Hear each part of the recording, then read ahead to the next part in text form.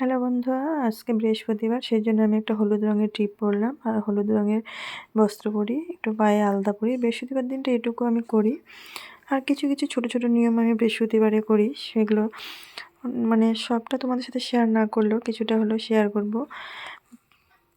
তো সন্ধ্যাবেলায় আজকে ওই বৃহস্পতিবার করে আমি একটু কর্পূর আর ঘিয়ের বাতি দিয়ে গোবিন্দর সামনে আরতি করি। সেটা সব ঘরে দেখি, আবার তুলসী তলায় দিই। আর করতাল বাজিয়ে প্রতিদিনই গোবিন্দের সামনে আমি কীর্তন করি।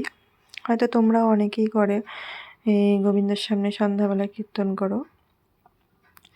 তো কর্পূর দিয়ে আরতি করার পরে এই ঘিয়ের একটু প্রদীপ জ্বালিয়ে গোবিন্দের সামনে আরতি করছি। বৃহস্পতিবার দিনটা খুবই শুভ মানা হয়, তোমরা অনেকে মানো। লক্ষ্মীর ঘট বসিয়ে পুজো করো, অনেকে বিষ্ণুকে নারায়ণকে হয়তো কাঁচা ভোগ দাও, সিন্নি প্রসাদ। তো এইগুলো মানে কি সংসারের জন্য সবাই আর কি টুকিটাকি করো।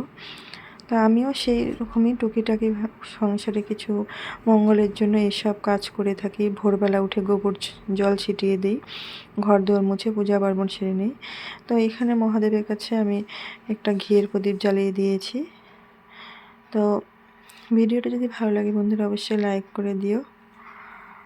তো এখন সন্ধ্যা লেগে গেছে, সন্ধ্যাবাতি দেওয়া হয়ে গেছে। একটু সন্ধ্যাবেলা টিফিন বানাচ্ছি, মটরশুঁটি আলু একটু ফুলকপি দিয়ে ম্যাগি করব।